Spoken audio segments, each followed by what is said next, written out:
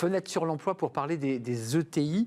Sont-elles sexy, nos ETI? On en parle avec Julien Breuil. C'est un vrai plaisir de vous accueillir, Julien. Responsable relations entreprises chez EDC Business School, qui est une très belle école. Les chiffres, d'ailleurs, viennent d'une étude EDC IFOP. Ouais. C'est chez vous. On le sait, les ETI, c'est un véritable poumon économique qui est vraiment en manque d'attractivité. Elles ne font plus ou pas rêver, les ETI? Alors c'est difficile de l'affirmer aussi distinctement. Après, ce qu'on mesure, c'est qu'effectivement, il faut rappeler comment se situent les ETI. Déjà, qu'est-ce que veut dire une ETI, entreprise de taille intermédiaire? C'est vrai qu'on s'aperçoit de manière très intuitive que les cadres, les salariés, tout le monde connaît bien les TPE, les PME, les grands groupes. Puis quand on parle d'ETI, on a toujours un petit peu de difficulté. Et c'est vrai que dans l'enquête qu'on a pu mener, la première question à laquelle on a voulu répondre, finalement, c'est quelle est l'image des ETI ou quelle est la notoriété des ETI vis-à-vis d'un certain public. Et en fait, on s'aperçoit que ce soit vis-à-vis des RH ou que ce soit vis-à-vis des cadres, puisqu'on avait fait une enquête à effet miroir pour voir la perception que pouvaient avoir les RH, d'ailleurs, qui travaillent dans des entreprises de plus de 250 salariés et les cadres, de manière plus générale, il y a effectivement une faible image ou une faible notoriété. 50% des RH, qui pourtant travaillent dans des entreprises de plus de 250 salariés, n'ont pas d'idée précise de ce que c'est une ETI. Et lorsqu'on pousse un tout petit peu plus loin, d'ailleurs, pour leur poser la question à ceux qui savent à peu près ce que c'est, quelle est la définition que vous en donneriez à partir du moment où en plus on la pousse, ils ont un peu de mal à la définir, sachant qu'une ETI est une entreprise de plus de 250 salariés à 1999, mais en plus qui a un chiffre d'affaires, qui ne doit pas dépasser 1,5 milliard. Donc c'est en même temps un peu complexe. Avec souvent des entreprises capital familial, industrielles, qui ont des typologies particulières.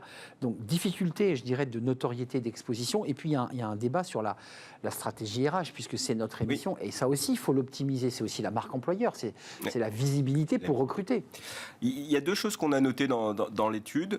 La première, c'est effectivement, on voit bien que les ETI ont quand même des marqueurs forts. Mais tout à l'heure, je parlais des PME et des grands groupes. On voit bien que je ne dirais pas que les ETI sont entre le marteau et l'enclume, mais quelque part, elles ont les forces de leurs atouts, et les faiblesses de leurs atouts et les atouts de leurs faiblesses. C'est-à-dire que d'un côté, quand on pose la question au RH, ils nous disent à 46%, les perspectives de carrière sont intéressantes. Il y a une qualité des relations humaines à 36%. Les cadres, eux, nous disent qu'il y a des circuits de décision qui sont assez courts. Et dans le même temps, quand on leur pose la question quels sont les principaux défauts, on nous dit qu'il n'y a parfois pas assez de perspectives de carrière, notamment pour les cadres, et parfois la chaîne est un peu longue, parce qu'effectivement, elle est forcément plus longue que pour une PME ou une TPE. Donc on voit bien que, quelque part, il y a des atouts forts, on l'a dit quand même, malgré tout, perspectives de carrière, circuit relativement court, mais il y a des axes d'amélioration, et effectivement, il y a un élément d'ailleurs qui est assez intéressant, c'est quand on pose la question des enjeux RH pour une ETI, on nous dit qu'il y a 70% des RH qui nous disent que être une ETI, c'est un atout pour fidéliser, et 68% pour attirer. Donc on voit bien que les deux enjeux sont forts. En même temps, il n'y a pas de différenciation entre l'attractivité et la fidélisation, puisque les chiffres sont exactement au même niveau. Julien, un mot sur les montées en compétences, justement, qui pour vous, et à travers votre étude IFOP EDC Business School, est un enjeu crucial. C'est l'enjeu crucial.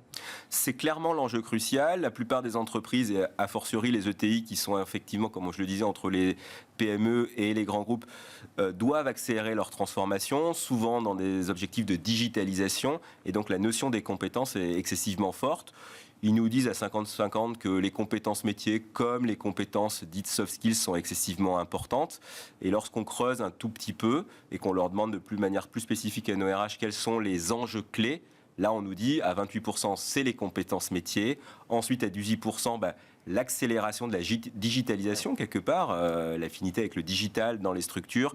Et puis à 14%, faut bien aller chercher des clients, donc il y a cette dynamique commerciale. Mais le premier sujet est la compétence. Et 63% des cadres, pour terminer votre étude, mettent en avant les soft skills comme un élément important. Et ils doivent d'ailleurs, les ETI, un peu évoluer sur ces sujets. Sur ces sujets-là. Merci Julien Breuil d'être venu avec votre étude EDC Business School IFOP. J'imagine qu'elle est en lecture libre sur votre site. Exactement. Elle est accessible, on l'a diffusée. Elle est accessible aussi sur des newsletters pour toutes les entreprises qui souhaiteraient suivre les ETI. C'est souvent de belles pépites françaises. Merci de nous avoir rendu visite. Merci à toute l'équipe.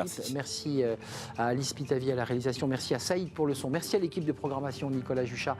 Et je remercie aujourd'hui Horace qui nous accompagnait. Et puis merci à vous pour vos messages et votre fidélité. Je vous dis à très bientôt. Bye bye.